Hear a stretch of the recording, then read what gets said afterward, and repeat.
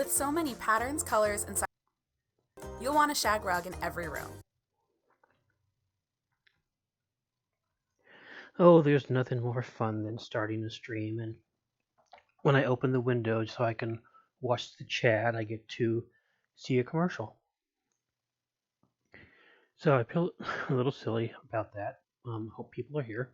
Hope you can hear me.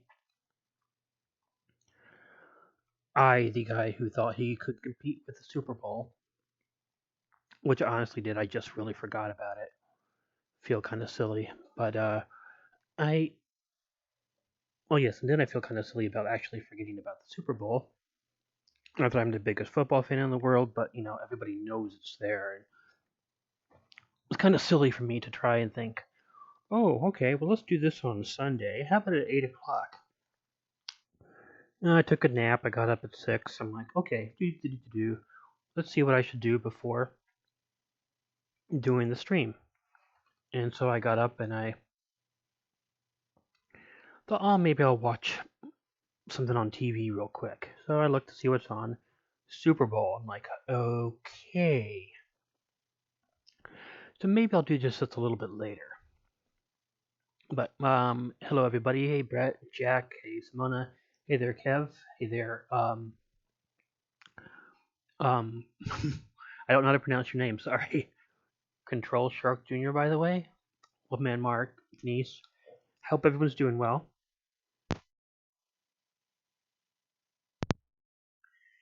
And even though he isn't here, I was just talking to Billy right before, and I told him I'd call him Shaniqua, but I won't. But I told Billy I would mention him on the stream, so I'm mentioning you on the stream. So if you're here and you heard it, I hope that you're happy. If you're not here, then you'll just have to take my word that I said it, because I don't know everybody who is in here. So I get the nice list of people who talk, but of course not a list of who everybody is.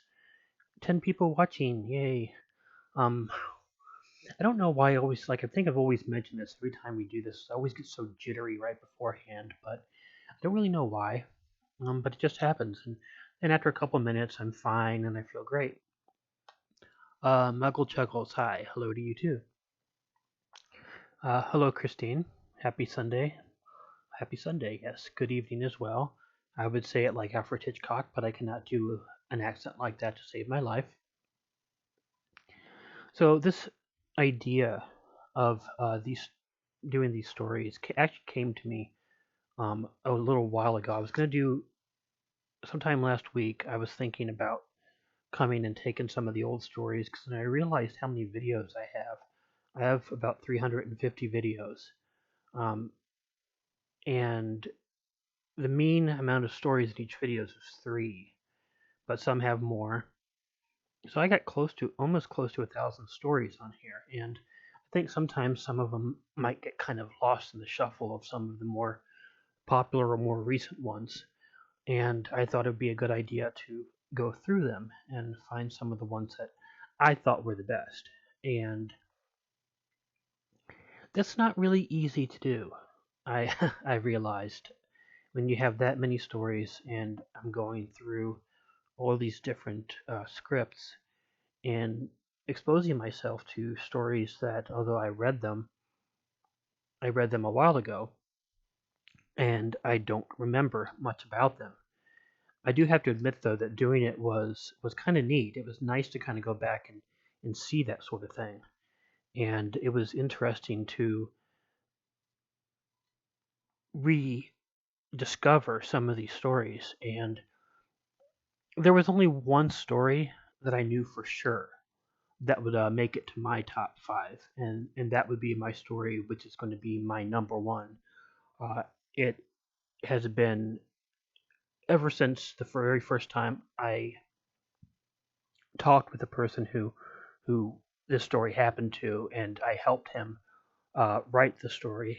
Um, it's been my favorite, and sort of, and I think my signature story in a way. Um, but other than that, I really didn't know. I had so many different stories that I could have added, and I looked, and there were 4 other ones that kind of just jumped out at me.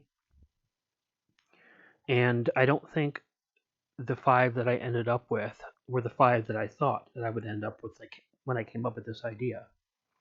So a few more hellos. Hey Patty, hope you're doing great. And hey John, very nice to see you. Um, Big Kev, Christina joining us tonight. She's sleeping right now. I don't really want to wake her up. She has been talking to herself in her sleep, so maybe if I put a microphone on her, you guys would be able to hear her talking in her sleep. So that might be an idea, but I probably won't do that. I'd say hey to Dan. Hey, Creepella. I love that name so much. Hello again, John and Patty. Finn Anime Central. Hello to you too. I'm doing pretty good. Hope you're doing good. Do I have Instagram? No.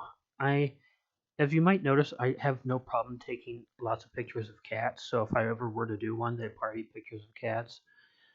I don't always like taking pictures of myself, even though people tell me I'm an attractive guy. They like when I send pictures. I don't know. It makes me uncomfortable a little bit, so I don't really do it that often.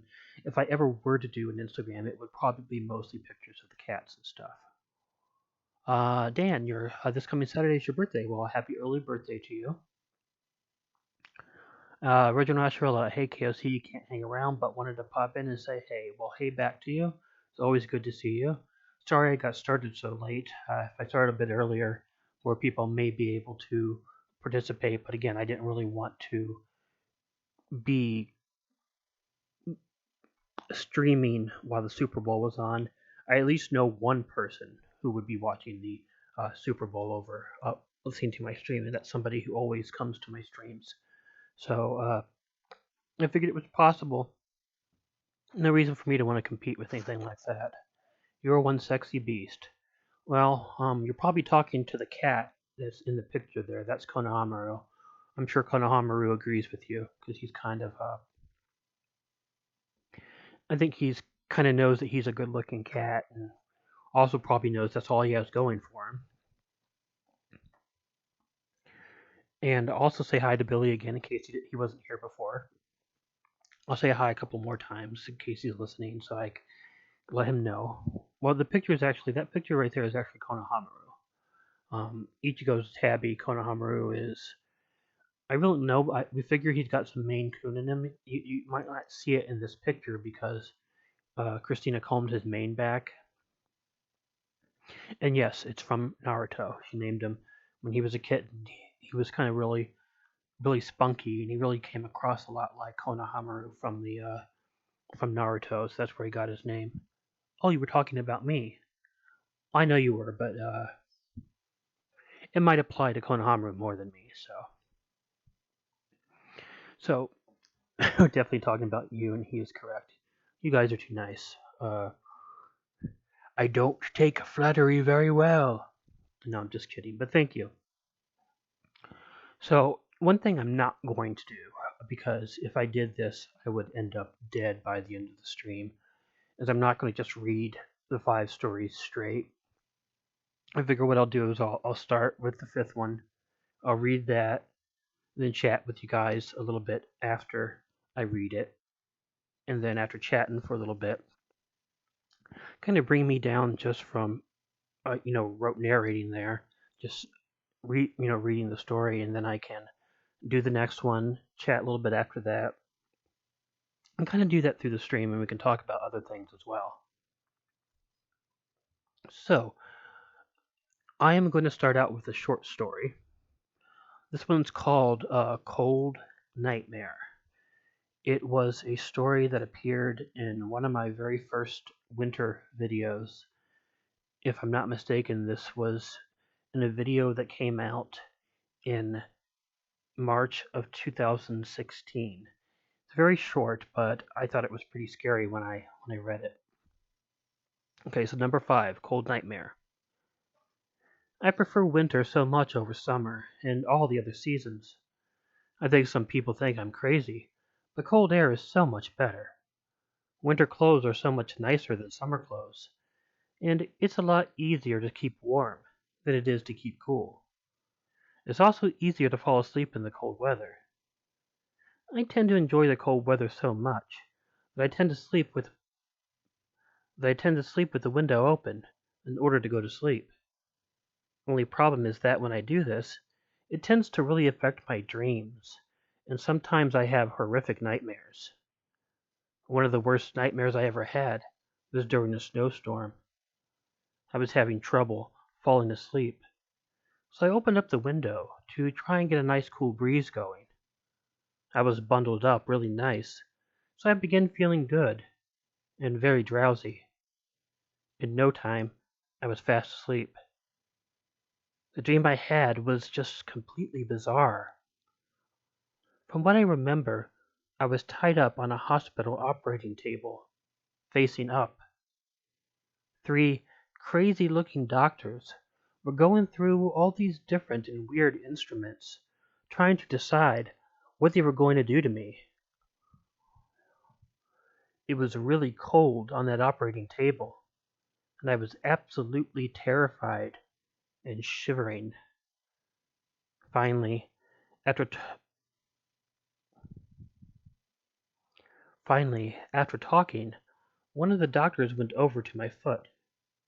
He took a scalpel and began tracing the outline of my foot with the blade.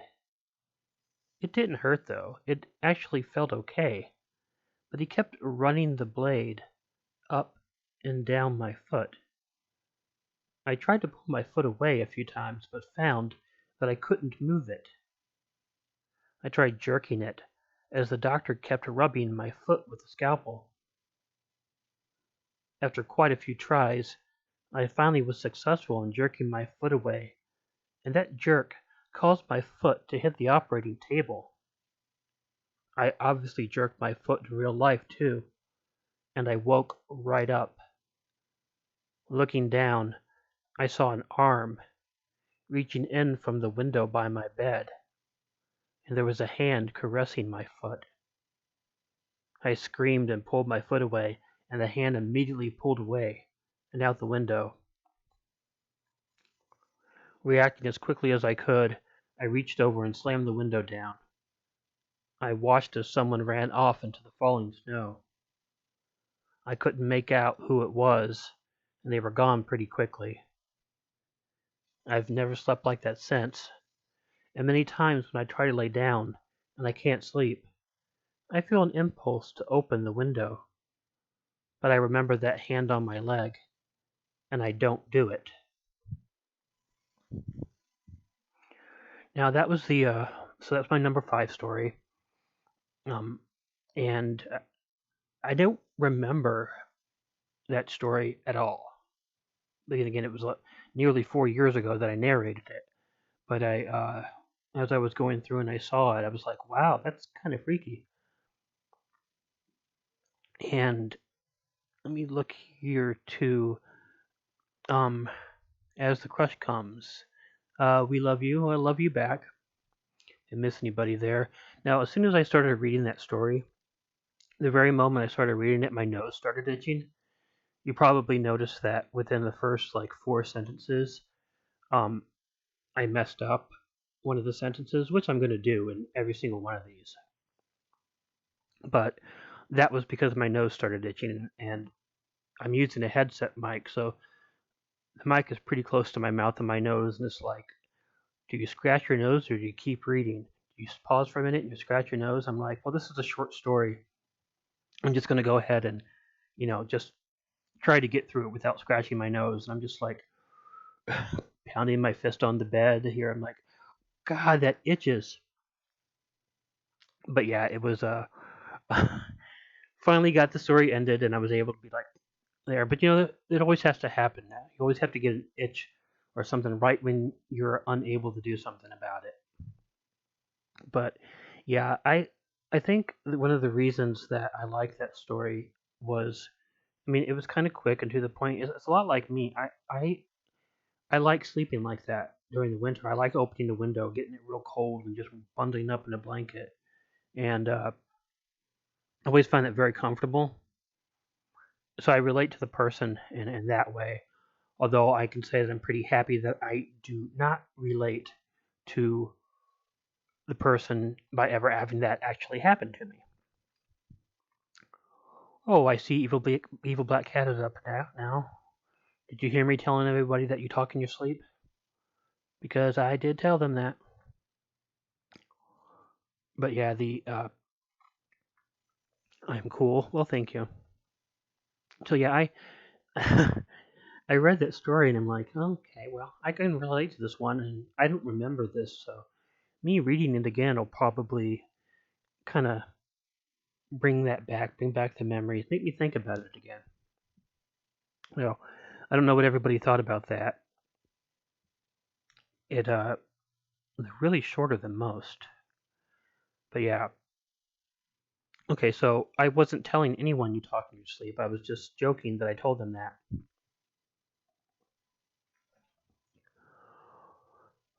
But yeah, so I still haven't found out a method of um, finding stories for people to vote on, because I want to do that too. I have a stream where you can vote on stories that you think might be the best ones I've read, and I can reread them on another stream.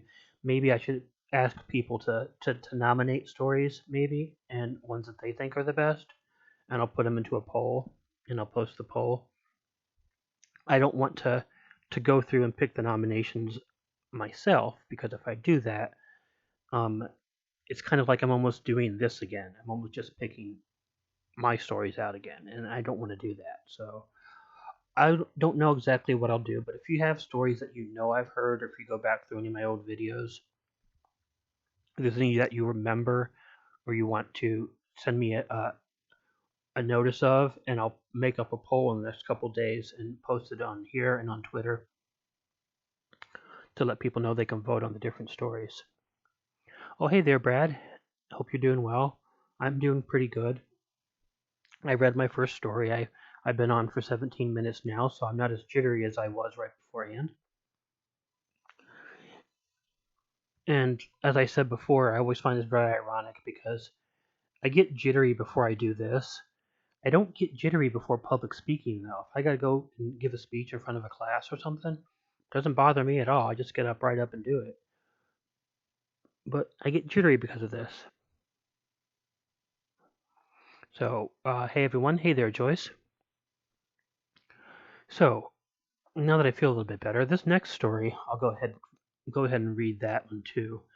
It's this one again. I have absolutely no memory of, but as I was flipping through, I saw it, and I think the assumption in this story by the person who wrote it was that there was something supernatural about it. I don't tend to read supernatural stories very often, as you know, but sometimes I do like them.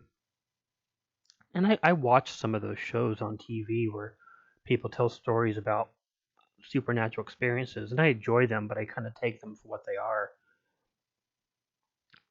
And I never call anyone, oh, I don't believe you, you're a liar. It's just sometimes the people really do seem to really be, you know, really hokey sometimes. But this one I really like. It's it appeared in a collaboration that I did. If I'm not mistaken, the collaboration was with a channel that doesn't post anymore. And I'm trying to remember it off the top of my head, and I can't. Might have been Brothers Jackson's videos. I don't know if they still post. They had come around and disappeared for a while. Really like them, but I'll read this one. It's called The Clown. This is number 4 of the stories that I picked out. Okay, I apologize up front because I know that people have issues with clowns. Now, I personally don't have these issues. I love clowns. For the most part, I find them to be extremely positive and likable. I've never understood why people have an issue with them. When I was about 15 years old, I was pretty bored on a cold and wet day. All of my friends were doing other stuff, and I couldn't get anyone to do anything with me. Nothing was on TV, and I was really pretty bored with all of my video games. With a complete lack of anything to do, I decided to go ahead and maybe go wandering around. I put on a hooded sweatshirt and headed out. There's this area in our town where several old abandoned factories were. I had no interest in going to the factories, though, and likely would not have been able to get into the factories if I had wanted to anyway. They were all gated off, and the gates had that razor wire stuff on the top of them. Now, what interested me was a wooded area that was just beyond the factory ground. I had been down there with friends several times, and it was really freaking creepy. I thought that if I went on my own, that it would be much creepier than when I went with my friends. I headed past the factory, enjoying the chilly breeze. It was overcast on that day, and although it wasn't raining when I went out, it had been overnight, so the ground was damp. But that didn't bug me too much. It was sort of mid-fall, so the trees were all leafless and dormant looking. There was a small creek that ran through much of the area, and I decided to follow it. It took me up close to a road that eventually had a bridge crossing the creek. Under the bridge was a sort of creepy old tunnel that I wanted to see.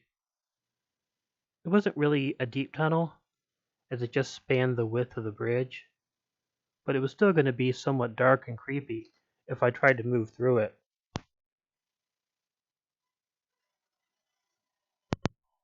I got to the bridge, and the creek was running high due to the rain. I figured I would get my feet wet walking through the tunnel, but I decided to do it anyway. I tried to walk on the metal side. It was creepy and I liked it, but like I mentioned, it wasn't that deep and was all the way on the other side within a minute. Feeling a bit disappointed, I heard a sound from behind me. Turning around, my eyes grew wide with surprise. There was a clown standing on the other side of the tunnel. A freaking clown. He was in full costume and makeup, and he even had 3 balloons in his hand.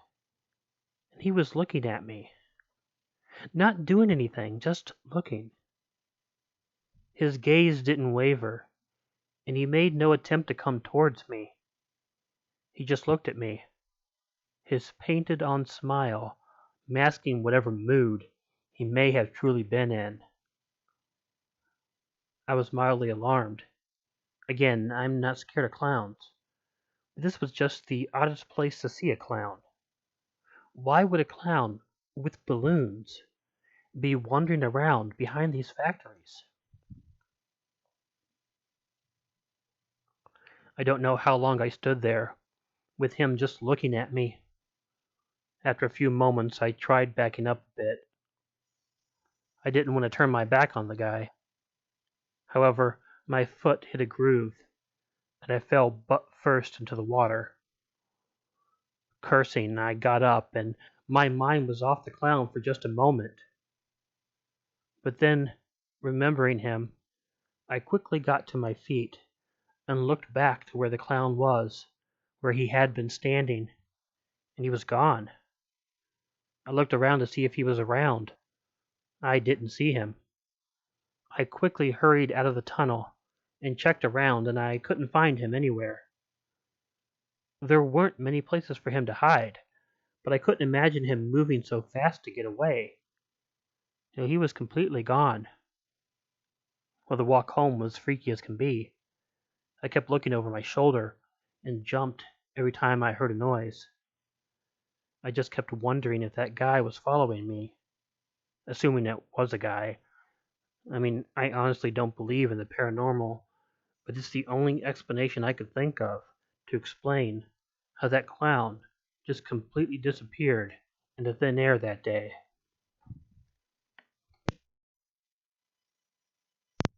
So that one's a little bit different. Yeah, I guess they assumed it was a ghost clown. Maybe it was a marathon running clown or a sprint running clown who. Or actually, no, it just occurred to me. Oh my god. Well, first let me say hi to LMC there. Thank you. Starfire. Hey, Starfire. It's great to see you. Great to see you. Great to see you, Bonnie. Hey there, Denise. Uh, get caught up on some hellos there before. I don't. This never occurred to me. What if the clown just climbed up the hill and went on top of the bridge? I mean, the guy was in a tunnel under a little bridge, and the clown got away really quickly. Doesn't that make sense? Maybe he just ran up the hill. He was on top of the bridge.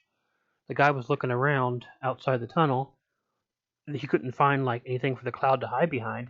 He might have just got up on top of the bridge. And if the person who wrote the story is here, you may feel free to be pissed at me. um, yeah, I don't know. I guess were I to try to explain that story, that would be my explanation. But then again, I don't know. I don't know exactly what the area looked like. Maybe he did look on the bridge. He doesn't say. But that would have been my first thought. Okay, well, I can't say that'd be my first thought. If that was my first thought when I got this story, I would have suggested it at the time. However, this was another story I read about 4 years ago,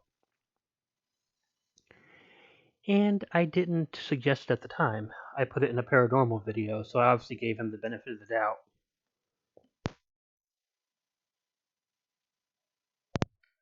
But yeah, that's kind of funny. I read this earlier, it didn't occur to me, and what happened was is I started thinking about the narrator who wanted to look under the bridge, and I started wondering because he was talking about walking home. So did he walk on the bridge to get home? And that's why I started thinking, wait, maybe the clown went up to the bridge. I almost want to like go through my emails and find out, go through my emails and find who the story was and say, hey, did you ever think of this? I don't think I'll do that though. I'll be nice. Oh, much love back. My cats just made my night. I'm glad. What did your cats do? Oh, hey, that kid Kelly. Very nice to see you. It has been quite a bit. How have you been? I hope you've been well. It's been quite a while since I've seen you. But then again, I've been sort of here and there on Twitter a lot lately. I keep on trying to keep my presence established there, but I kind of it falls out of my mind a whole lot. Even though I have no problem with Twitter, Facebook is just become so toxic. I just I have my Facebook page for the channel, but and people go there to talk to me, but just so much negativity there that is difficult for me to even sign on to it. So I rely more on Twitter and the community tab. I love that. I've been finding I haven't been using it a whole lot lately, the community tab on YouTube, but been using it more. And I think it's done pretty well for me telling everybody about when these streams would start and updating. It's been pretty good, so I like that. No, well, good to hear you got off work. Always a nice night. Just got off work, so a late night, but hopefully you'll have a bit of a night ahead of you. So I'm trying to say something like interesting, and my mind is kind of like going really fast right now. I don't know why. It's you guys ever get that where your mind starts to like work faster than your mouth, and so you have about 5,000. Of course, that's a hyperbole. Thoughts going through your head, and you want to tell everybody them while they're in your head, but of course you can't because you don't have 5,000 mouths, so you can't do that. And if you told them 5,000 things at one time, they wouldn't hear it anyways. And yes, I know I'm being a dork.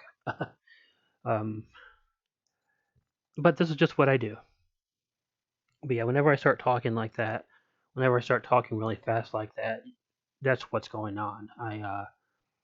It's not nervousness at all. I think I sound nervous when I do that, but it's just there's too much in my head that I really want to get out. So, and see, And I know I'm not the only person that happens to. um, I got a really interesting question. Someone had asked me on Quora earlier today. They wanted me to. They'd read through a lot of my posts on Quora, and I posted. I posted in a lot of questions that have to do with um, antisocial personality disorder, because as I think people, if any of you are on Quora, might be aware that Quora has a large community of quote unquote psychopaths, and it's one of my pet peeves if you don't know that, because psychopath being a law enforcement term for antisocial personality disorder. And people, I'm a psychopath, and I'm like this, and I'm like this. I'm like, you're not a psychopath. You don't even know what a psychopath is. Oh, yes, I do. This. No, you're wrong. No, your psychopaths are born. Sociopaths are made. No, that's not true. How would you know? Well, the fact that I have several degrees in psychology probably tells me that I know what I'm talking about. And I've met enough fake people along the lines to know. But I mean, it's very simple. If someone says, "Hey, I'm a psychopath," blah blah blah, um, and you tell me symptoms that have nothing to do with psychopaths, or I hate that word actually. I'm just using it because it's easier than antisocial personality disorder. Um, so I know you're not. I know you're just somebody on Quora looking for attention. And besides, you can't be diagnosed with antisocial personality disorder until you're 18 years old. So technically, you cannot be a psychopath from birth, because once you have a diagnosis of antisocial personality disorder, it's permanent. It's not going anywhere. And that's why you cannot be a psychopath from birth, because if you have genetic traits, which gives you a genetic predisposition for developing it, you still can keep from having it develop before you're 18.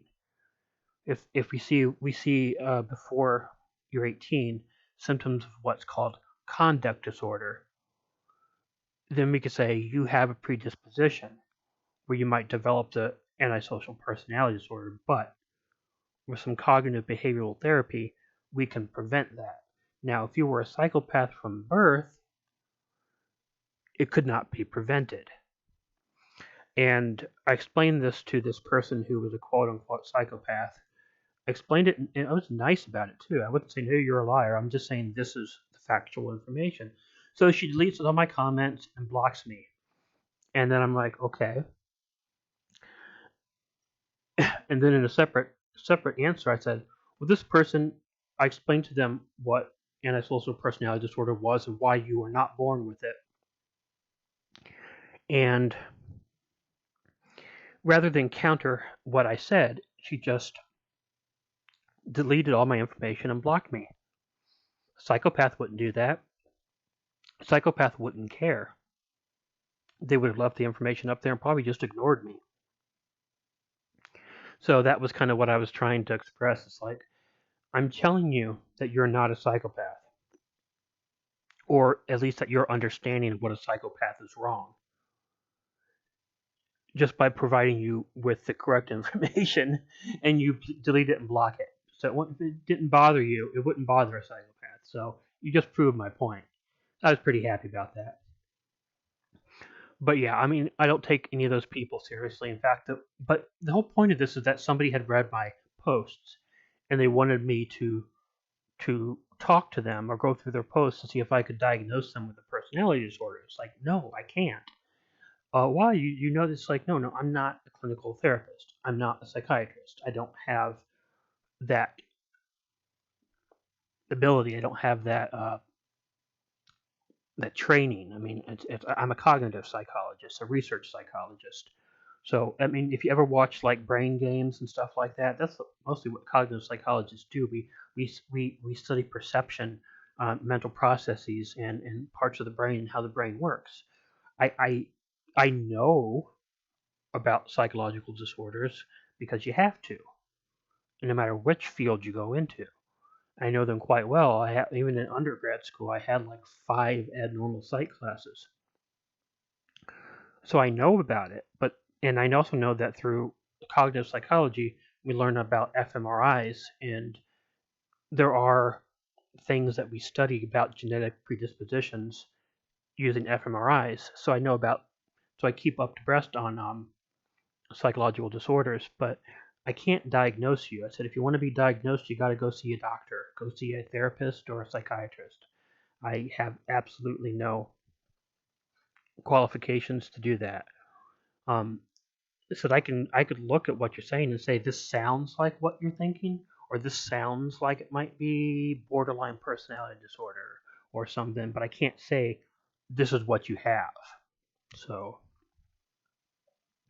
Brendan, hi, Killer Orange Cat. Hello back. My girlfriend and I love listening to your narrations on your channel. Keep up the good work. Well, thank you very much. Dan Rouser, do you like Happy Gilmore? I saw it once. I think I liked it. I'm not a big Adam Sandler fan. Kind of comedy doesn't really. I don't know. It's never really worked a whole lot for me. So, what role does temperament play in this? In psychopathy or antisocial personality disorder? There's really is no role. See, that's one thing that a lot of people and I won't talk too much more about it. That some people don't understand is that um, there is no textbook definition of a psychopath. It's like there's no textbook definition for someone who has autism. It's a spectrum. Antisocial personality disorder is also a spectrum. You could have strong emotions, you could have weak emotions, you can have empathy, you can have lack of empathy. There are, if I'm not mistaken, there's about 10 to 15 different symptoms, and you only need to have 5 of them to qualify. So there could be all sorts of different mixed matchy ones, but as that kid Kelly said, yeah, she just wants to sound edgy, and I know about people with the mental disorders are involved. Yeah, I know. I get so irritated when somebody gets angry. They were in a good mood. Oh, then I got angry right away. I must be bipolar, and I just slapped myself on the forehead. It's like, sure. So you got angry and you were happy a minute ago, so that makes you bipolar. Please don't speak to me anymore. It's and again, it's not me trying to be a know-it-all. It's just that if you're going to diagnose yourself, at least know what you're talking about. Bonnie's favorite actor is Johnny Depp. I love Johnny Depp. Christine, love Morgan Freeman. I like him too. Brendan, what is your opinion on the new Grudge movie that came out this year, or your opinion about the movie called The Turning? Um, I didn't know the new Grudge movie had already come out, so I haven't seen it. The Turning, I don't, I'm not familiar with that one at all.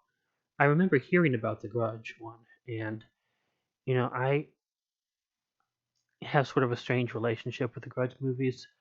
Um, if you watch the very first Japanese one, uh, or at least the one that most people think is the first one, Ju-on, um, which the American movie was made after.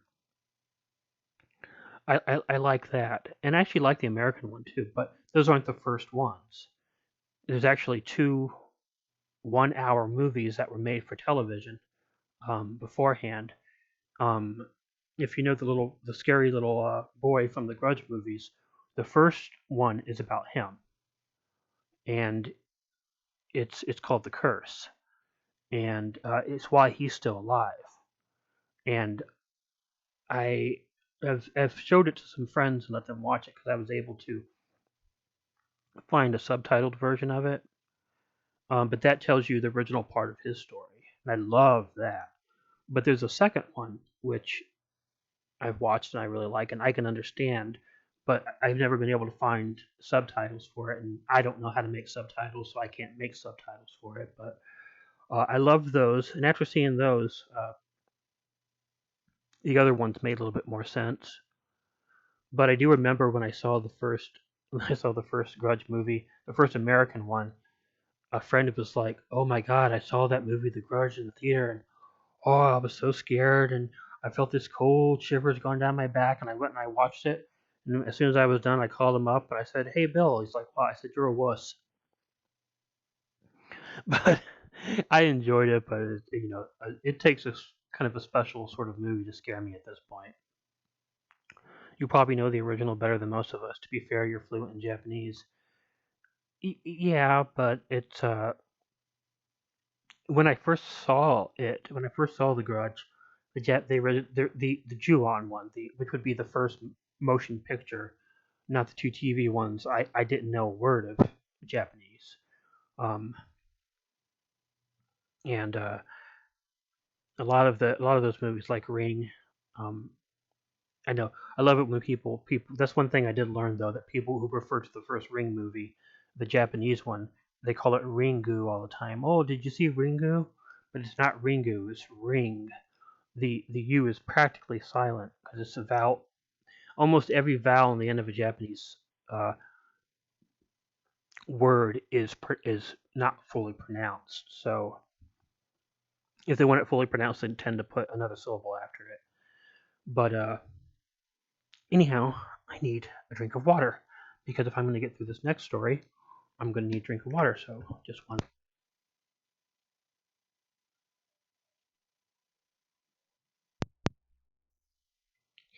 Yeah, a lot of people, Christine, a lot of people really don't understand what a psychopath is. It's so I'm glad at least I could give a little bit more information. Um, don't a high percentage of CEO, business owners, highly competitive people often qualify as sociopaths? No, they don't. Um, a sociopath is a low functioning um, antisocial personality disorder diagnosis. There's no way a sociopath could succeed as a CEO or someone high in business. They're too reactionary.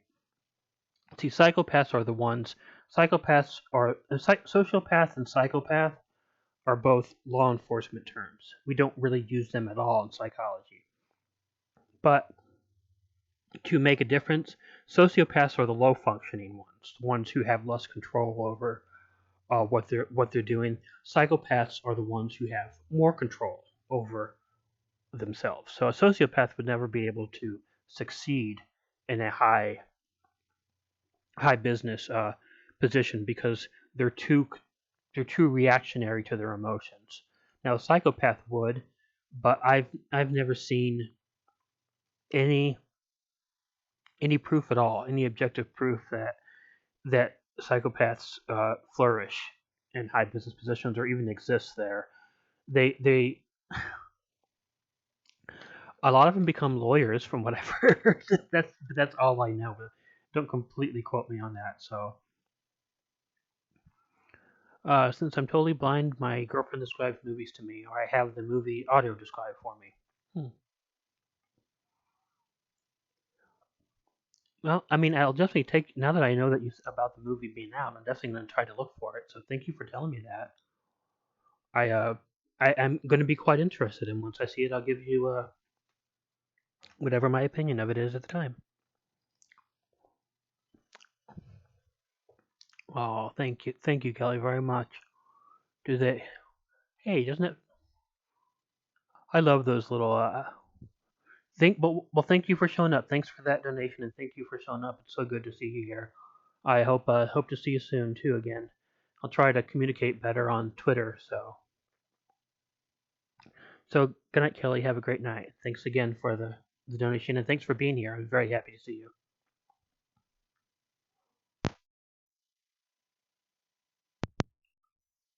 Okay, so got myself a drink of water. So now I think maybe I will read the third story, which actually it's pretty interesting because we were just talking about the Grudge movies, and Kelly had mentioned about my Japanese. You know where my DMs are? Yes, I do. Thank you. Have a good night. This story was written and submitted to me in Japanese. I have a friend that I talked to who doesn't speak English very well and has wanted to contribute.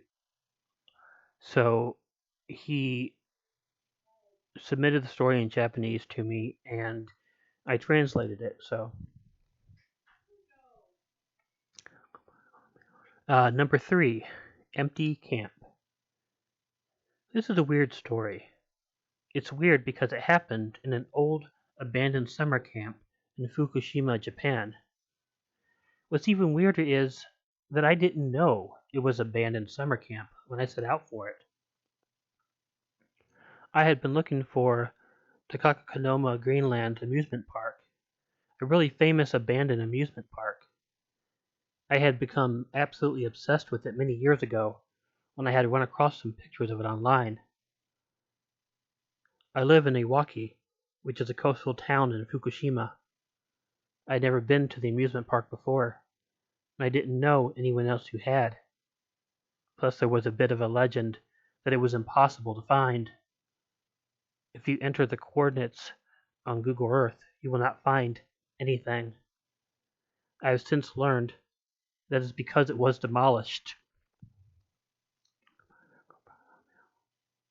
Not much I can do about that then, however. I would take these excursions out into the hilly area around which the amusement park was said to have stood. It was easy enough to do. There were really no barriers preventing me from going off the street and into the hills to look. I was out exploring when I got excited because I came across what looked like a bunch of old abandoned cabins. I thought that I was onto something. I was, however, disappointed when I realized that it had nothing to do with the amusement park, and it was just an old and abandoned summer camp. While you might think it would be exciting to see an abandoned camp, the sort of thing is definitely not uncommon in Japan. Despite my disappointment, I decided to go ahead and check out the summer camp. It was pretty interesting. There were a good 15 buildings altogether. It was not like a large camp. There was what looked like an office, a cafeteria, some cabins, and a few buildings that I wouldn't have known what they were for. The camp itself must have been very old, too, because the forest had grown over it quite thoroughly. Large trees had grown in the walkways, as well as bushes and very tall grass.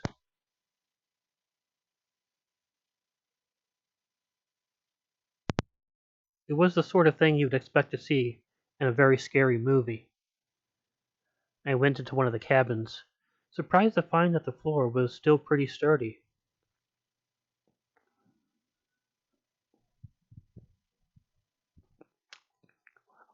There were several beds in there. It smelled really dusty and moldy, and I really didn't want to stay in there for too long. But then I saw a bit of movement off in one of the beds, and I stopped. There was a very skinny old man laying in one of the beds, looking directly at me. He was very skinny, and looked like he hadn't eaten in months, which I know would be impossible, but that was the impression I got. His hair was long and unkempt. His clothing was ratty and consisted of nothing more than a dirty and ripped up pair of slacks and a nasty stained tank top. His eyes were wide, and they looked very angry. The man began making this noise, a sort of enraged yell, and he sat up in the bed. He stood up, still screaming at me. It was very weird. He didn't come at me at first, but began looking around the area, and I assumed he was looking for a weapon.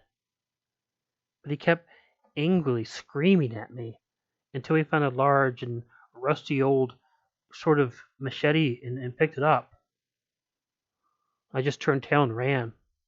I ran out of the cabin, out of the camp, and I was out of the camp before turning back and looking. And yes, he was outside of the cabin watching me, and still just yelling.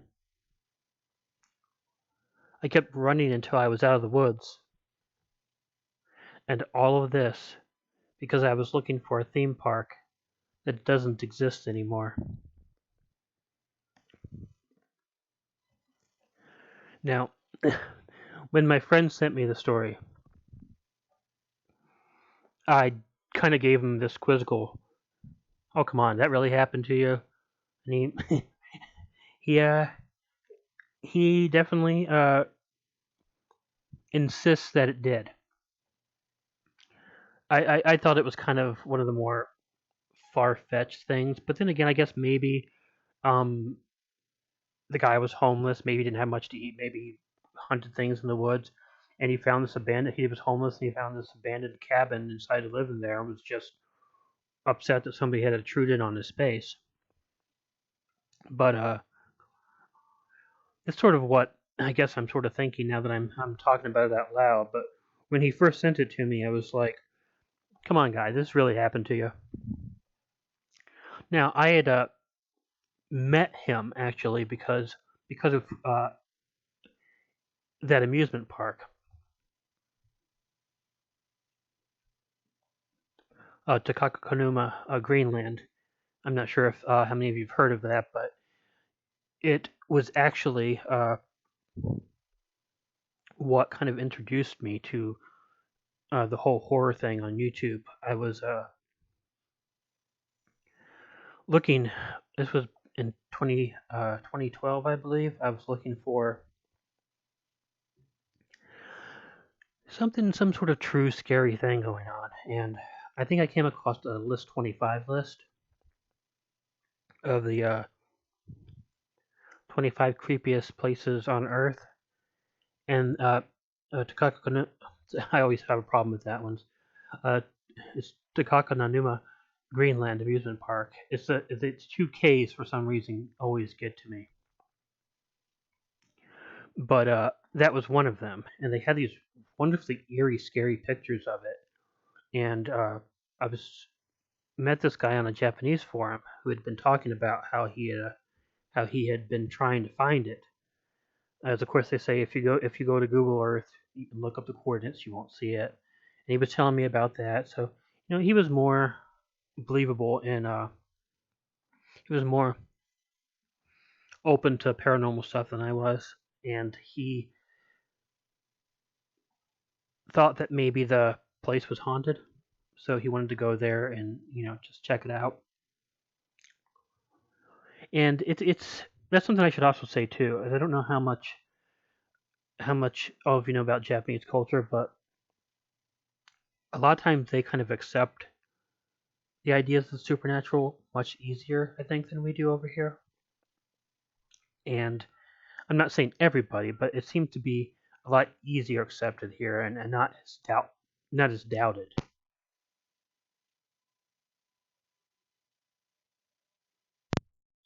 But when he was telling me about how he went on these little searches all the time, he told me about this story. And when I read it, I told him, I said, well, the reason you don't see it is because it was torn down. He said, really? Yeah, it was demolished. It was demolished, if I'm not mistaken, it was demolished a long time ago. So that's why it doesn't show up on Google Earth, because it was torn down before Google Earth, if I'm not mistaken, ever existed. Uh, if you go to the coordinates of the amusement park to look it up, you'll see some concrete. That's about it. Some concrete where maybe like the roller coasters were posted into the ground, and but that's about all you're going to see there, other than some area. But it's torn down, so which is too bad because if any of you have seen pictures of it, it was really creepy, and I would have liked to go see it. DMC, well, good evening to you. Nasty hardcore UFOs exist. Well, I know a lot of people definitely. Uh, I've seen some strange things. I don't automatically default to them being aliens myself, but the I would definitely say UFOs definitely exist. I just don't. I wouldn't myself make a claim as to what they were. One thing that we should always keep in mind too is that the stealth bomber was a UFO that was spotted many times before uh, the government admitted that they existed. I'm more open to that. I'm much more open to that usually than I am for the paranormal, though, because and then again, I'm not closed-minded about it. I kind of try to take each story on an individual basis. There are just some things, and that's kind of what I do. Is is I don't really want to say this. That's why I'll read paranormal stories. And people don't think I believe completely in it, but I'm usually more skeptical on a story basis because there are just stories that people tell me that I just can't for the life of me believe them. I don't want to try to be mean to them, but they're so outlandish or bizarre. For example, let me just give you an example. This guy told a story about his family who had a Ouija board, and they contacted a spirit. Oh, but it wasn't a spirit; it was a demon. The demon jumped out of the Ouija board, started throwing his family around the room before it jumped back in the Ouija board and disappeared. And I'm like, yeah, I don't believe that. I'm sorry, I don't believe that. Not for an instant. Well, it really happened. I'm like, I said if you want to make up your ghost story, make up something that's a little bit more believable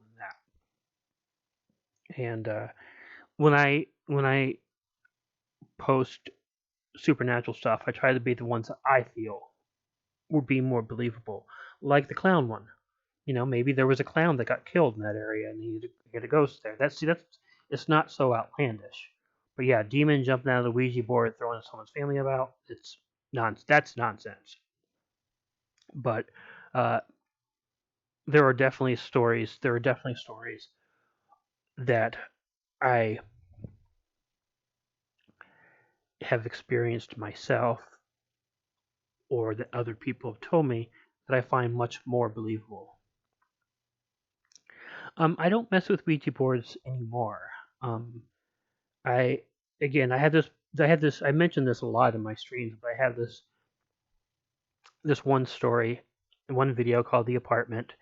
If you want to know why I don't get involved with those sort of things anymore, the one time I did, all that stuff in that story happened, and it wasn't a very pleasant experience.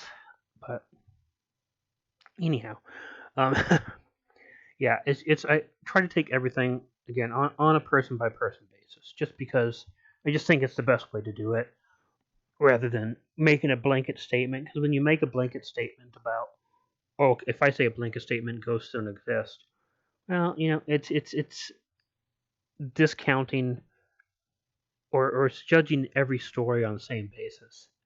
And I don't try to do that. I try to judge each story on the basis of what happens in the story, what the person tells me, and some are much more believable than others. I have read a few supernatural stories on my channel that I completely found completely outlandish and unbelievable. And the reason that I did this was because during my first year, I tried really hard to do the Eko Monogatari Gaidankai, which is the Japanese 100 Ghostly Tales, which I thought would be easy to do. And it just became like a bigger chore than I could have ever imagined, and it so going through so many stories and trying to pick out ones I thought were credible, and then thinking, why do they have to be more credible? You're telling 100 ghost stories. So I started including any ghost story that someone sent me, and still I was only able to get up to 40 some stories, and there were a few of them that if I had gone back in time and could tell myself, don't read this story, don't read this story, I might do, but I can't do that. So, but yeah, that is one project I always feel bad about because I really like that. I was introduced to the 100 Ghostly Tales, let's just call it that, through a DVD box set of Japanese ghost stories that I really, really like called Tales of Terror from Tokyo and All Over Japan. Absolutely love that DVD series, and it's a lot of shorts. And there was this one where story where this reporter goes to a temple, or goes to a temple or somewhere where the people are telling the 100 ghostly tales, and they tell their stories as if they're telling them from the perspective of the dead, and like they're telling stories about how they died. And the reporter finds it really weird, and they eventually ask her, they're like, why don't you tell your story, how did you die? And she's like, oh, I didn't die, I'm alive. And well, this is no place for the living. And the story ends by her finally telling the story, about to tell the story of how she died, by realizing that she's only there because she's dead. um, but when it failed, and I was not able to get all those stories, that's when I started doing those narrator death videos, which I haven't done in a long time. I would like to do another one of those. But those are the ones, if you're not familiar with them, where other narrators on YouTube will tell a story from their own perspective, how they died fictionally. And it was, I've died several times in them. Um, I don't remember all the ways, but my favorite way was the Large Marge one, where I'm hitchhiking and I get into a semi that picks me up and drives us over the edge of the building. Or the other one where I think it's simply I say hi, and all of a sudden you hear like a machine gun, and that's the end of the story. I really like that. But I believe we I believe we left off having gone over a cliff. I thought, yeah, I think that was the last one. But anywho, um, now the next two stories that I picked are two stories that came from a collaboration that I did with Let's Read. That was also quite a while back. I remember when I first got the invitation from him, because at the time he probably had about as many subscribers as I have right now. God, that was a long time ago. I was checking out his channel earlier. I saw he's at 600,000 now, so I had to congratulate him on that. He's really moving up there, but he's got that beautiful voice. So, but at the time, I was like, yeah, someone with 33,000 subscribers wants to work with me. So I was excited. At the time, that was the biggest channel. Other than when King Spook asked me right afterwards to do something with him, and then I was really excited about that. I haven't seen him in a long time. We talked a lot on Twitter and stuff. He just sort of like disappeared. So someone had asked me before what had happened to him, and honestly, I have absolutely no idea. He he was always a little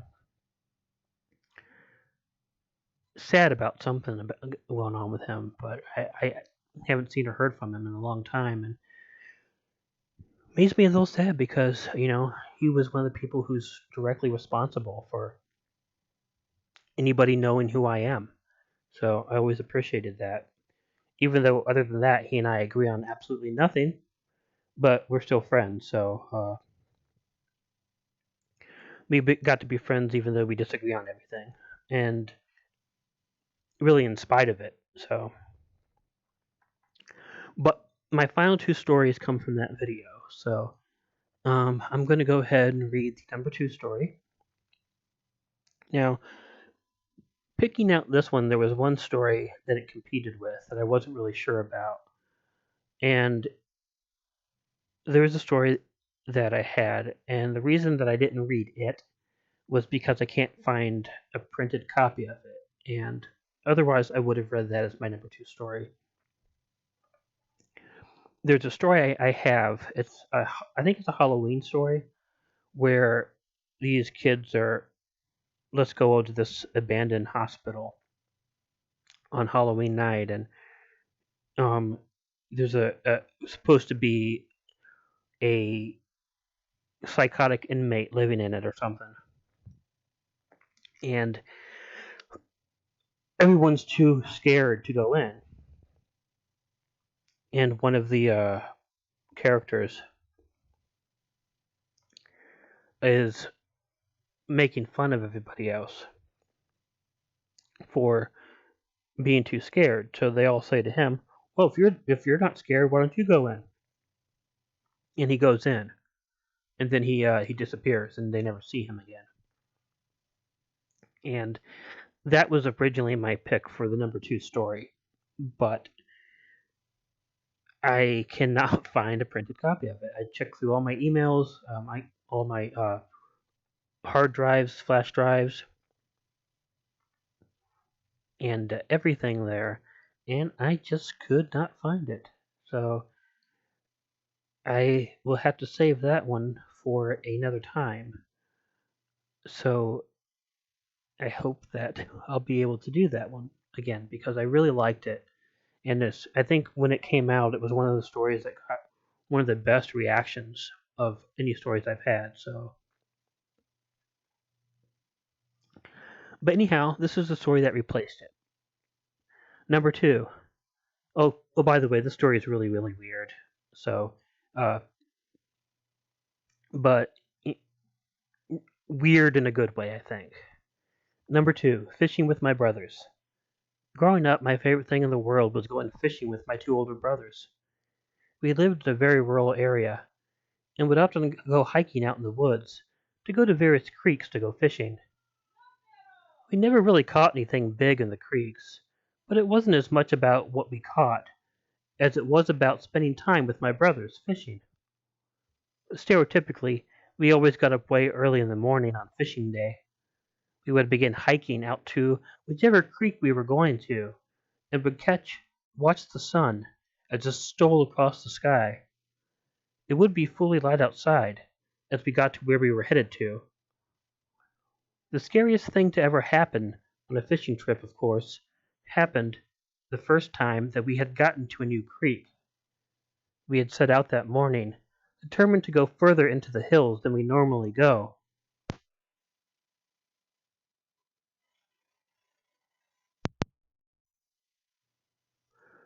We passed by one or two of our regular fishing spots and kept going deeper and deeper into the woods. We found a we found an absolutely amazing spot. It was thickly wooded, but the creek was huge. It was beautiful and even had a fallen tree stretched out over it. After we determined that it was sturdy enough, the 3 of us made our way over to the other side of the creek. We set our stuff out and began to fish. The day wore on, and we weren't really catching anything. The fishing got boring after a bit, so we decided to do something that we normally didn't do. Like I said, the creek was so huge and it was quite deep too, so we decided to put aside the fishing poles and go swimming in the creek. I really don't know how long we had been swimming when I noticed that our middle brother stopped doing anything and began staring off into the woods. Our oldest brother asked him what was wrong, and he just motioned out to the woods. "There's someone out in the woods watching us," he said. My first thought was that there was some pervert out there, but when I followed my brother's finger, pointing out towards the woods, those thoughts quickly evaporated. Standing off in the trees was a huge man. It wasn't too dark that we couldn't make out some of his features. He was wearing jeans and a flannel shirt, which struck me as odd, since it was pretty warm outside. He had on a baseball cap that was sitting low over his face. But the most striking feature he had was that he was holding what looked to be a rifle or a shotgun in his hands. I don't really know the difference between the two, so you'll have to forgive me. I'm not a gun person. We weren't sure what to do. Going into the woods, we knew that we were trespassing. We never actually knew whose property we were on, but we did know the places that we hiked and fished on didn't belong to us. Except up until this point, we had never gotten caught before. Both of us younger boys looked at our older brother for instructions as what to do. He seemed just as worried as we did, though, and didn't give us any direction. He just kept looking at the man standing there and watched. My middle brother suggested we just try to get over to our stuff and take it and leave. However, this was daunting, because that was the side of the creek that this man was on. We slowly made our way over to our things. However, before we got to shore, an old hag came running out of the woods, shrieking like a freaking banshee.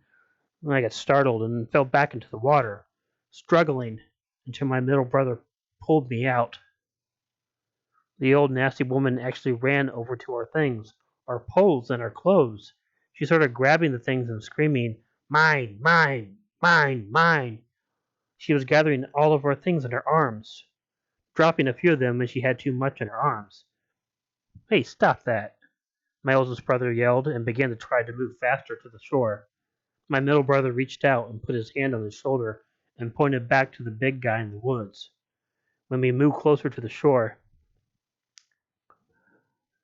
he began moving closer, and he held the gun up as he walked. Holy shit! I distinctly remember yelling. "We're sorry we trespassed on your property," my middle brother shouted, but they didn't pay any attention to us. "He's not going to shoot us," my oldest brother said, and began moving towards the old hag to get his things. As he did, though, the old woman saw him, and she took a fillet knife out of her pocket and started waving it at my brother. "I'll cut you!" she screamed at him, her arms still overflowing with our things. By now the big hillbilly was by the shore of the creek, and he had the shotgun cocked and was pointing it at my oldest brother. He of course stopped in our tracks.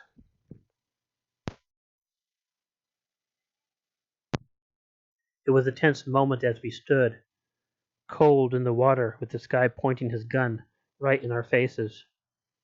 Once the woman had gathered up all of our clothes and fishing gear in her hands, the guy said one thing to us: "Get." We didn't have to be told twice.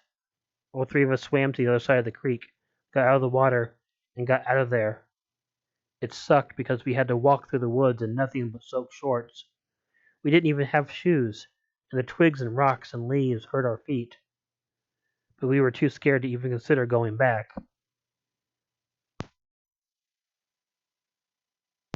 We fortunately did not get chewed out for losing our stuff.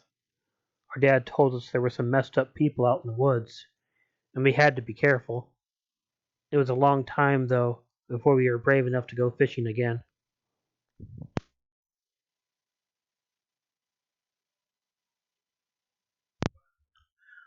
Okay, so first I want to apologize because I should have gotten a drink of water before reading that because my mouth got really dry towards the middle. So sorry about that. It was a little bit difficult there, but at least that, it's kind of a strange little story, I thought, but I guess I would say it's at least it's believable.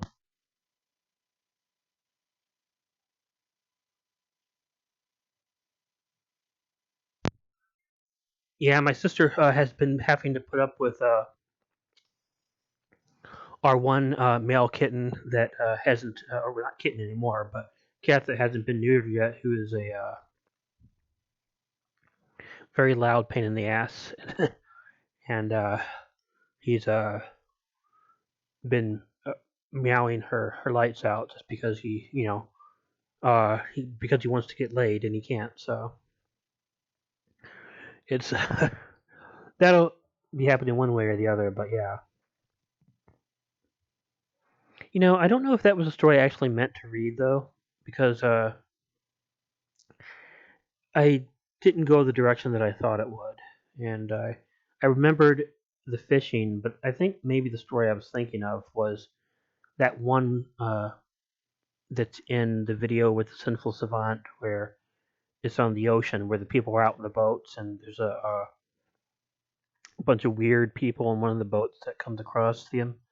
And again, I don't remember the details, but see, that's kind of one of the good things about going through some of these old stories again is that uh, since my stories are exclusive to my channel for the most part, that we don't get overwhelmed by them, so I can go back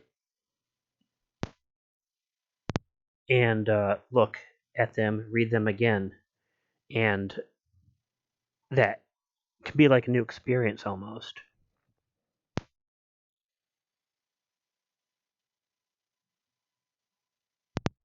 But what I'll do is I would definitely try to find those two stories that I mentioned that I thought about but wasn't able to get into here, and I will add them to the poll that I'll be making within the next couple of days. I'll put it again in the community tab and on Twitter, and I'll add them up. But the number one story shouldn't really be a surprise to anybody who's been with me for quite a while. It's a story that's always been really, really special to me because I've become friends since with the person this happened to. And we stayed in touch, and years later, there's still no resolution for that. And I do see that I see Christine, the garden party from your Scarecrow stories was my personal favorite. Okay, I see that you mentioned that. I think some other people have mentioned some too. So after I'm done with the stream, I will go back through the chat to find if I miss suggestions. I will go back and try to find them again. Um, garden party. I'm trying to remember what that was about. All I get is the Ricky Nelson song in my head, though. But I'll include that on the poll, and I'll include. Uh,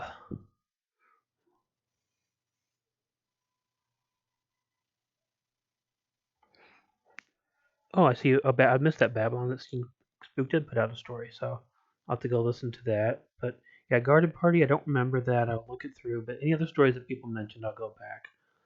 Ramona Sanford, thanks, Kilo Neko, Jan, for your story. Thank you very much. Thank you very much. But yeah, huh. No, I don't remember that. Just a bunch of scarecrows. Um, I mean, it sounds like a good idea. Um, but I guess I'm sorry, guys. After a while, a lot of them do just blend together. It's unfortunate, and then I don't I don't watch my videos, So it's people are gonna remember them better than me because once I'm done with the video, once I've read the stories, edited the stories, recorded the stories, edited the recordings, posted the stories, watched the videos. A lot of times I just don't ever want to have to do anything with it again. But the have you ever heard of a raven mocker? Um, I have not. I have often wondered though how raven is like a writing desk. I've wondered that for a long time, and just for some reason I never get an answer. If anybody knows the answer to that, I would be happy to know. Creepy kid scarecrows. Yeah, I think immediately after this, I'm going to go back and look at that. Now, there was another one too that I'm thinking of that I thought there was a story about somebody who was out hiking and they found an old barn and they were exploring the old barn.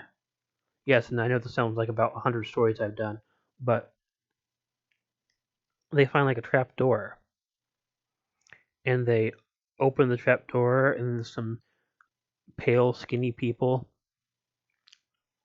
under the trapdoor and they get scared and they run or something like that. That was a pretty good one, I thought. KOC and C and GM Danielson Maestro are two of the best. Well, thank you very much. I appreciate that. Am I going to do a Valentine special? Yes, I am.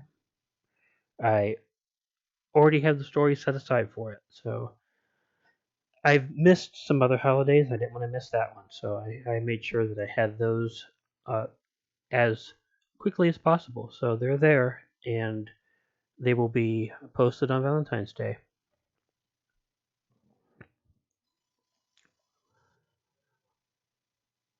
But yes, the number one story, in my opinion, that I've ever read, my absolute favorite, is called The Messenger.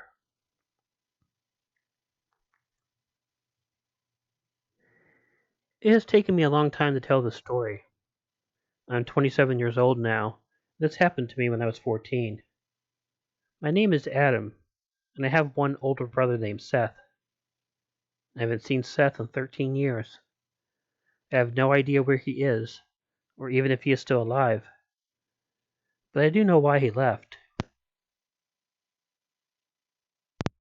Seth was 2 years older than me. We were very close.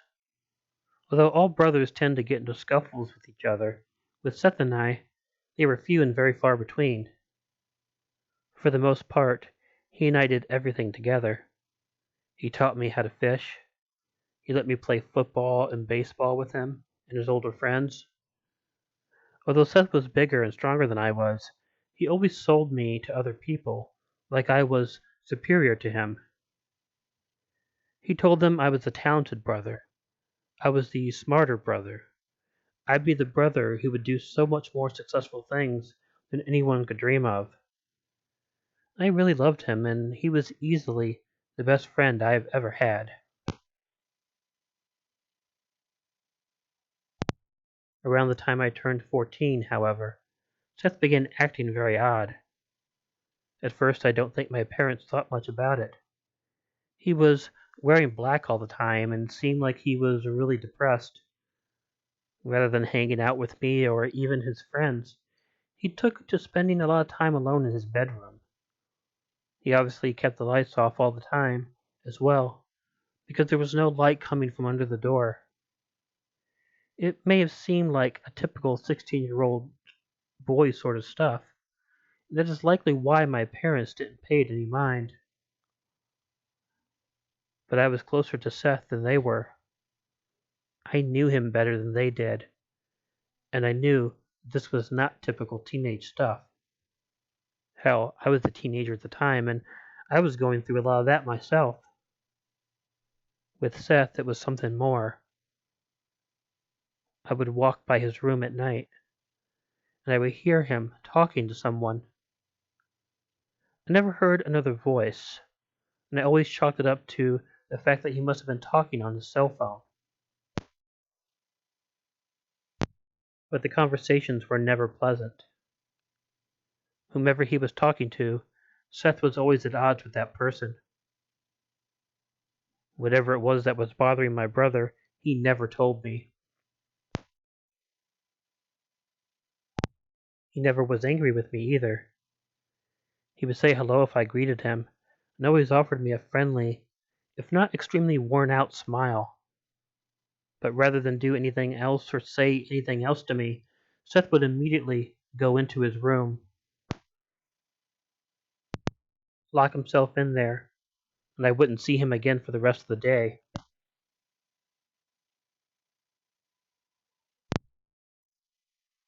After a couple months of this behavior, and no sign of it stopping, I was sitting at my computer doing some homework. I was having a difficult time with it, so I decided to take a break and chat with some friends on Yahoo Messenger.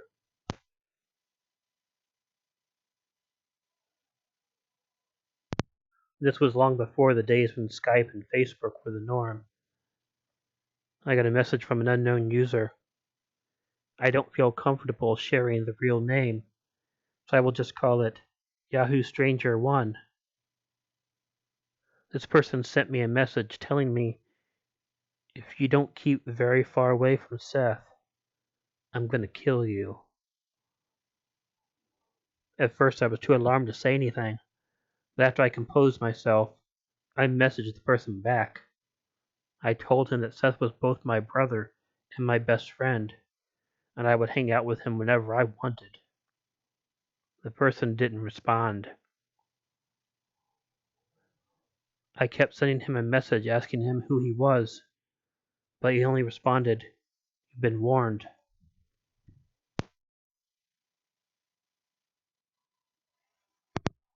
I wanted to confront Seth about this, but he refused to talk about it. When I was mentioning the thing to him, there was a little bit of recognition in his eyes, but he just forced a very weary smile, tousled my hair, and told me there was nothing to worry about. He would take care of it.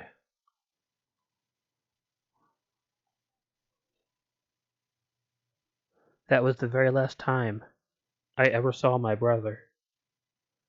The following day he didn't come out of his room to go to school. I went up and knocked on his door at my mom's request, but he didn't answer. My parents tried to get him out of his room as well, but the door was locked and he didn't answer. My parents eventually had to pick the lock on the door, and when we went in, Seth wasn't there.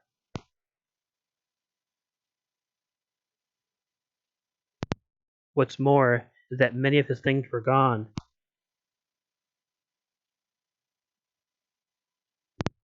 and there was a note on his bed that simply said, "Goodbye." My parents, of course, called the police and went through the whole missing child thing, but it wasn't until I curiously turned on the monitor to Seth's computer that I got a little bit of information about what was going on. The very first thing I noticed was that Seth's Yahoo Messenger was up, and there was an open conversation. The conversation was with my screen name, and Seth's screen name was Yahoo Stranger 1. It was him that had sent me that message. Seth had also left a cell phone behind.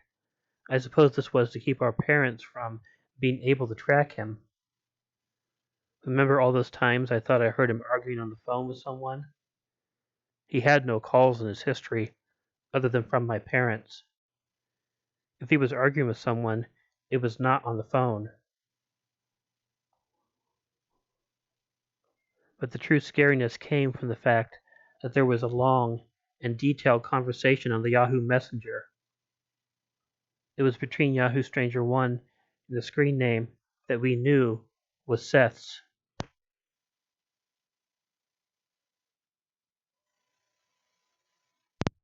And the conversation was horrid. Yahoo Stranger 1 was telling Seth over and over again to hurt me. There were these grisly and disgusting things that the messenger was telling him to do, and Seth's responses were adamant that he loved me and he was not going to hurt me. There was a message that night, the one after I told Seth about what had happened. That was the scariest. Yahoo Stranger 1, who I assumed you now know was Seth, told Seth to kill me. And Seth refused, and argued with him, and pleaded with him to leave me alone. I could tell in the messages that the conversation was causing my brother a lot of pain. Trying to figure out how Seth could be having an instant messenger conversation with himself, I looked at the timestamps of the messages, and each one was at least 5 minutes apart. He had the passwords saved on his messenger for both accounts. I figured he had signed out and signed on, both names repeatedly, answering the messages since Yahoo allows you to send offline messages. I don't know if Seth is schizophrenic, or if he has dissociative identity disorder, or if Yahoo Stranger 1 really was a different person. But what I'm sure of is that the constant threats against me were what was weighing heavy on my brother all those months. And I have no doubt that the reason my brother, my best friend, left was that he was afraid he was actually going to hurt me. I keep hoping he'll come back one day. He is my brother, and I love him, and I could never be scared of him. But even if there are other stories that are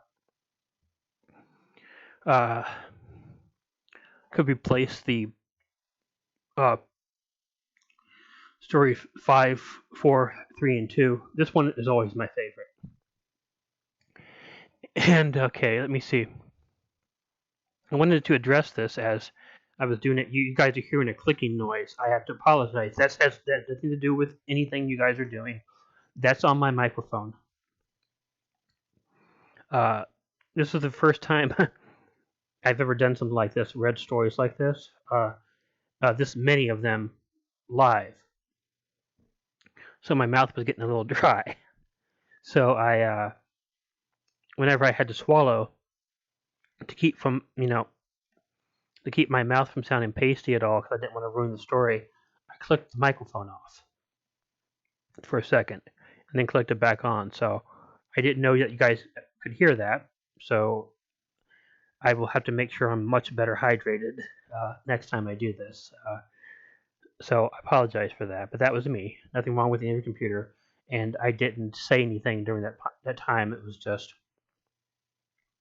just me swallowing. So I will just make sure to handle that better in the future.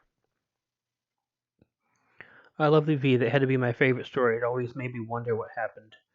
Um, it's a yeah, I know.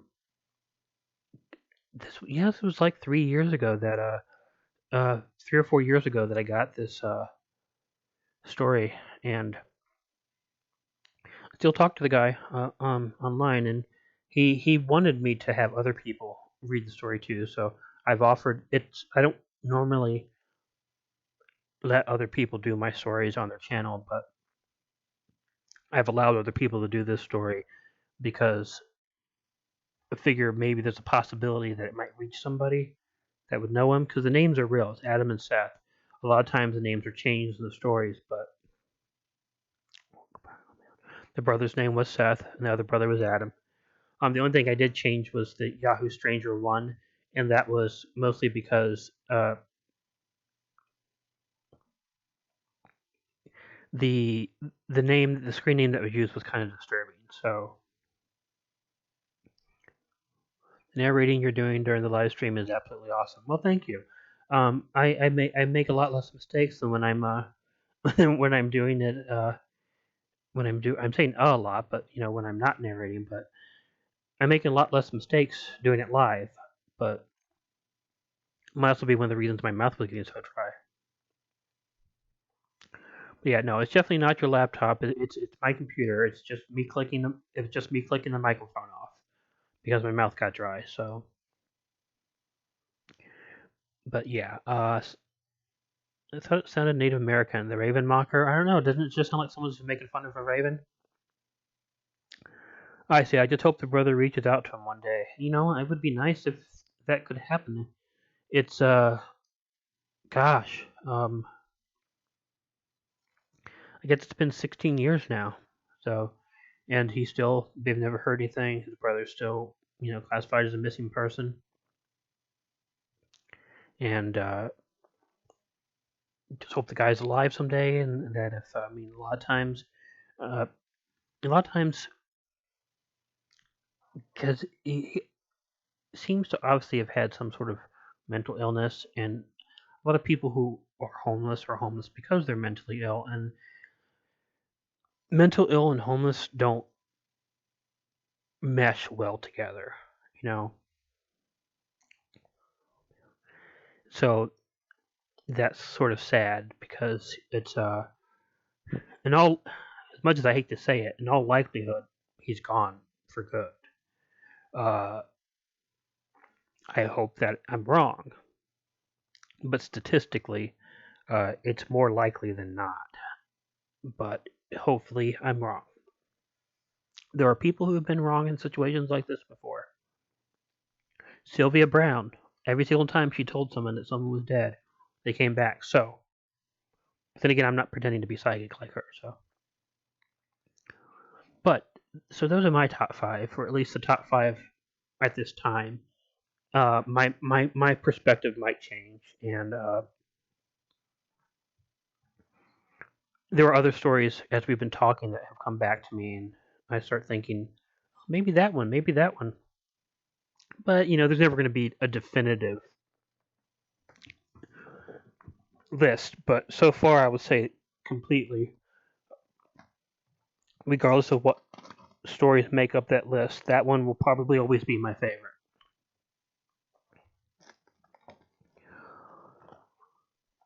But anyhow, whew, I feel a lot better after having that done. I thank you all for saying how well I was doing there. I was really nervous about reading that many stories live. I hadn't done anything like that before. And I feel good about it. College clowns with knives. College clowns with knives. Huh. Oh no, not equipment shorting, just me not really knowing what I was doing. Or not knowing that anybody would have been able to hear that. But I said my sleeping has been really messed up because I think I've mentioned I sleep weird anyways. And I have these, some people call it hypomania moments, where I'm not having mania as someone bipolar would be doing, but I get into these really super focused moods where I'll be reading about something, I'll be writing, I'll be making a video, and I get super focused. And when I get that super focused, I lose track of what's going on around me. I completely lose track of what's going on around me. And I mean, the sun can come up, and I've had times when the sun has come up and gone down without me realizing it, because I get that tunnel vision as to what I'm doing in the world. Next thing I know, I've been up for like 24 hours. That's happened recently, and that's why I was taking a nap right before this, and why I'm not as well hydrated as I could have been. But the last story definitely seemed to be an undiagnosed case of DID. I would agree with that.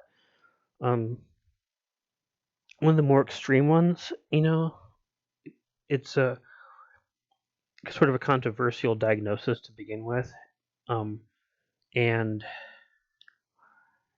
I have seen people who have both had diagnosis for it, and people that I know were absolutely faking it, and they had to have the dissociation. For example, I had known somebody who claimed to have DID, but didn't have the dissociation. They were completely aware of everything going on. At times they didn't dissociate, they didn't keep it to a different personality, a different alter, as they call it. And when you're doing that, all you're really doing is you're trying to suppress ideas or suppress traits, and try to create different personalities. And there's probably something for that, but it's not the same thing. But I have read people or known people who have felt like that before. And here I am back. See, you guys keep getting me back to talking about psychology again. And I was just hoping I wasn't boring anybody earlier with all that antisocial personality disorder talk. The idea sounds like it's scary to live with. It was really, considering trauma is said to cause it. Yeah, yeah. That was another. We were talking about Quora earlier, and I had a person on Quora who claimed to have DID, and that person also claimed that DID has to that in order to have DID, you have to have PTSD, post-traumatic stress disorder, as well, which is completely untrue. People with DID, they dissociate the trauma. So they create another personality that experienced the trauma. And that personality deals with it, while this personality is able to completely forget about it. People with PTSD don't forget it at all. In fact, they live it. Whenever they have a moment, they live the entire thing. But then again, you can't tell anybody anything on the internet because everybody knows everything now. The term hypomania covers what you're describing, KC. Well, thank you, Ramon Sanford. Thank you. That's what I thought. Ramona Sanford. Sorry, I got your name wrong there because I was sitting back. But Ramona, thank you very much for that. I thought that might have been the case, but I wasn't completely sure.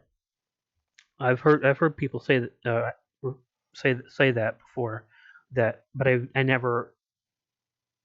Let's just say when I'm experiencing it, I never think about what to call it because I'm just completely focused into that doing, and it sometimes when I do it, it just really it's great. I get such a creative. Some of the best things that I do, the best things I create, the best videos I've done have been when I get that singular focus and the world just dissolves away, and it's great. I mean, it's not something I would ever not want to experience, but I'm glad. Glad you thought that was great. I appreciate it. Again, I will try to continue to perfect this as I go along. Maybe be a lot less dry. Timothy Duran, hello too. Mental health is something we all have. Oh yeah, it's always been my fascination. It was funny when I went to college. I hadn't thought about picking a major right away. I always thought about it being psychology when I was younger.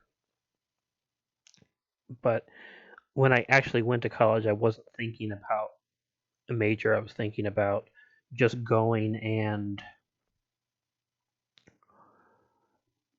being there maybe for like a year, and maybe by sophomore year I decide what I want. When I was talking to the counselor, and he was, well, we do have to put something down, but it doesn't. You can't have undeclared, which I think found to be very bizarre. But so I just came up. He said, but you can change it whenever you want to. So I said psychology, and so they put me in Psych 101, and I was just pow right away. It's just that was it. I knew this is what I wanted to do, and I've been fascinated about it ever since. Uh, let's see. That kind of focus would make you a great practitioner of magic. I wish that it would, but also I have a bone tremor, so if you ever see my hands are a little shaky all the time. So that has thwarted many magic tricks that I've tried, but I actually am a big fan of magic. There are some magic tricks I can do. I'm just not great at them. But I do love magic, and there are a couple tricks that I have been working on. If anyone's familiar with Mac King, he does a beautiful thing. If you want to see a really wonderful magic trick, look up Mac King, Mack rope trick. It's a beautiful trick that I've watched 100 times, try to figure out exactly how he does it, and I figured it out. I just can't replicate it, but I hope one day I can. Aeromac, welcome. Good to see you. Top five movie stories, books. I read the top five, what I consider the top five stories from uh, the beginning of my channel until now. It was not a definitive list, just what was appealing to me at the time. But so it was the top five countdown. but I did finish reading them probably about just like 5 minutes before she showed up, so I'm sorry about that. Gringo, or do we all have mental illness? We all have tendencies. We all have OCD tendencies. We all have depression tendencies. We all have tendencies of many different what maybe people say are mental illnesses, but they don't become mental illnesses until they become disruptive. So everybody has a little bit of OCD. But then you get people like me who the OCD can be very, very disruptive in my life, and that makes it a disorder. So, Ramona, your narration is very good. Thank you very much. Babylon, Sybil was a fraud. Yes, Sybil was a fraud, and it is my personal belief that Trudy Chase was an even bigger fraud. In my diagnosis, major depression with psychotic features, schizotypal personality disorder, cannot rule out bipolar.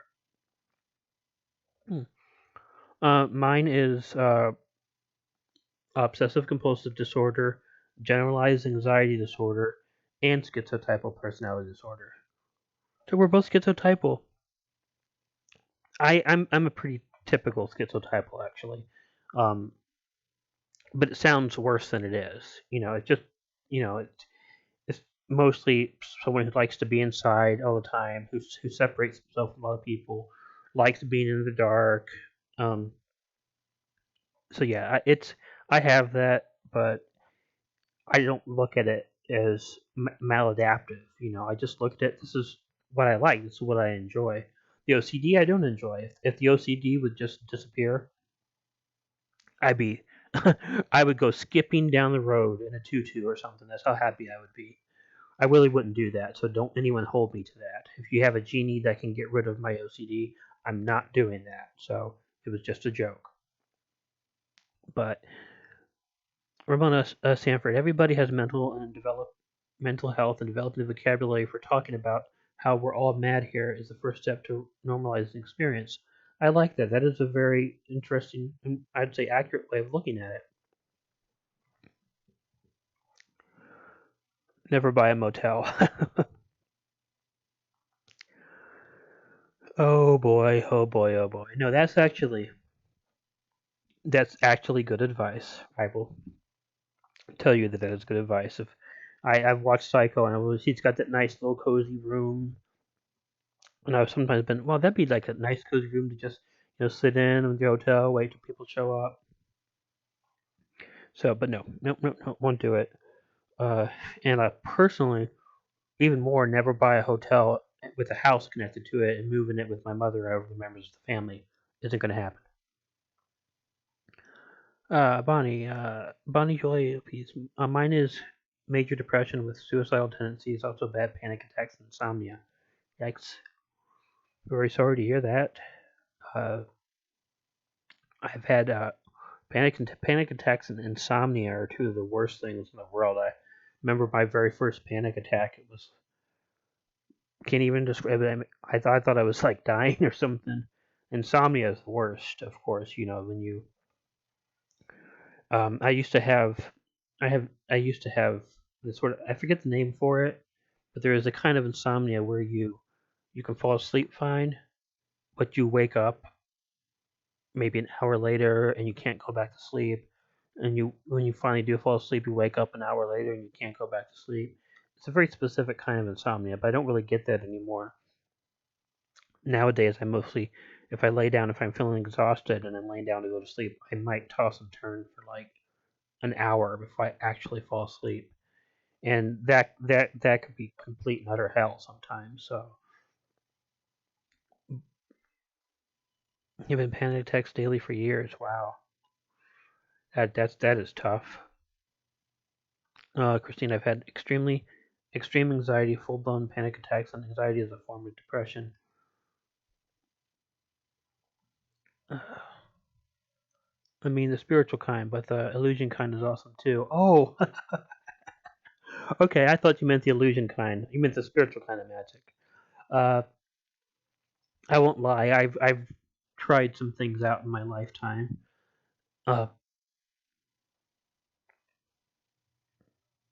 And have had some strange things happen to me. I can't say I'm quite ready to reveal those, but I might at some point.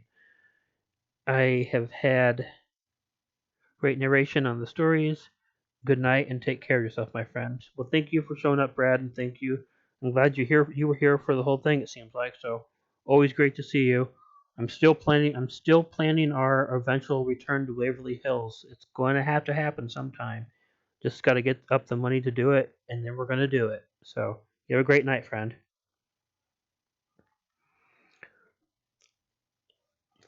Yeah, I don't know. I have had different sleeping medications, but I've tried my best to avoid them because they always have such weird stuff. I mean, I could tell you stories, and I think I have told you stories about my experience with Ambien, which whew, if there's one thing I should never ever take again, it's Ambien.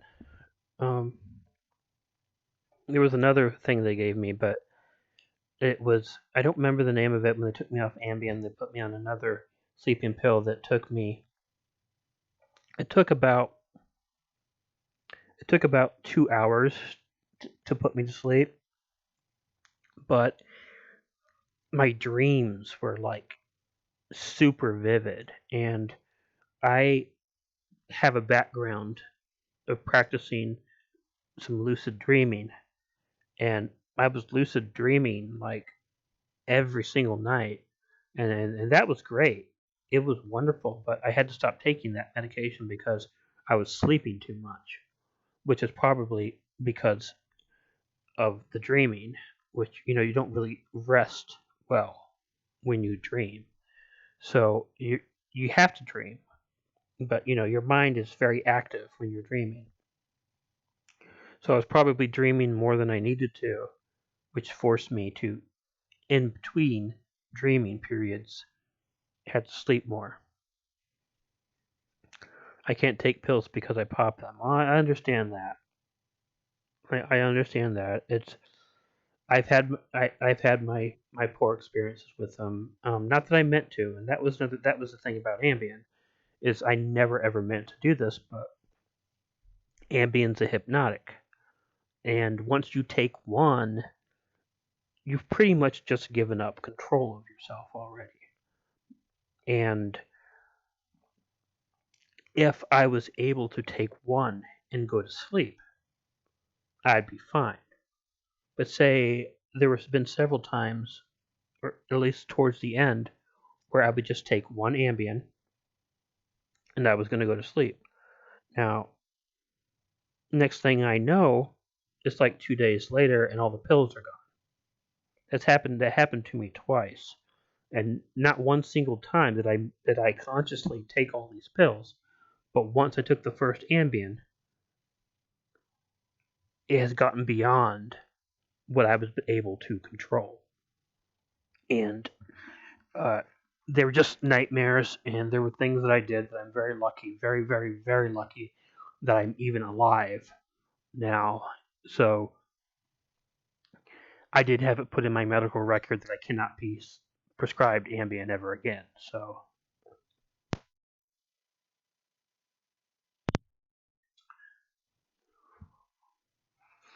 winter narration clowns with knives. Okay. I will write that down, look that up, and put that into the poll, which I look forward to getting up. Which I might. I would say probably if we look for that, maybe in the community tab and on Twitter, probably around no, not Thursday, Tuesday. Look for it around Tuesday. Give me tomorrow. I'll be working on a new video. Plus, I will be going through your suggestions here. If anybody listens to this after the stream ends and wants to suggest a story to put into the poll for the fan top 5, just put it in the comment section, and I'll go ahead and I'll check that out, and I'll take care of that too. and then around Tuesday I'll put up a poll, and whatever the top 5 vote getters are will be the top 5 stories that I read in the next poll, which I'm going to make sure I'm super duper hydrated for. Glad you are alive and here with us, Killer. I am too. Thank you very, very much. But yeah, it's oh, I'm glad I am here too. Evil Black Cat had to take half a Prozac. Oh Lord. Oh boy, that is the nastiest thing in the world. I remember because I'm on Prozac myself. When I first began to take it, and you have to kind of like up yourself slowly on it. You increase your dosage over a period of time to the maximum dosage, and cutting those pills in half and taking them. Oh my God! So I know exactly what she's saying. Just saying that's making me like shake thinking about it. Panic attack for me is heart exploding, head imploding, can't breathe, can't get off the floor. Playing guitar or video games involves the parts of your brain that fixes it if you can get off the floor. Yeah, that sounds a lot like the ones I've experienced. I agree. I need to get mine filled so I don't have to take yours. Oh, that's probably true, just so you don't have to cut them in half and taste it. But yeah, it's half a Prozac is probably the nastiest thing I've ever had in my mouth, and I just really came out wrong there. A lot of us can relate to each other. Well, I think most of us can relate to each other. We just don't give. A lot of people, I don't think we give each other the chances that we should. And I think that most people, if they did, would probably find that people have a lot more in common with each other than they think so, and then maybe there'd be a lot less problems in the world. I don't know, just a thought. Yeah, Rona Sanford, gato gato, yeah. Good night, killing evils. Dreams, sweet prayers, bear hugs, and kindness for smiles for both. Which remind me of bounce the walls, which can't hold still. Weaning myself off Prozac after a year. Prozac is the only one that I don't seem to get. I don't get weird side effects from, and it actually helps. I mean, all the other SSRIs, uh, I, I gained a lot of weight when I was on Paxil. Uh, uh, Zoloft did nothing for me. Wellbutrin did nothing for me. And finally, when I got put on Prozac, Prozac lost weight on it. It helps really, but we're coming here close to the end. So it's been 2 hours. Wow, and it's getting late, so I'm gonna let most people who need to go to bed. I love Ambien, but my roommate sleep cooks on it like she's wide awake. Yeah.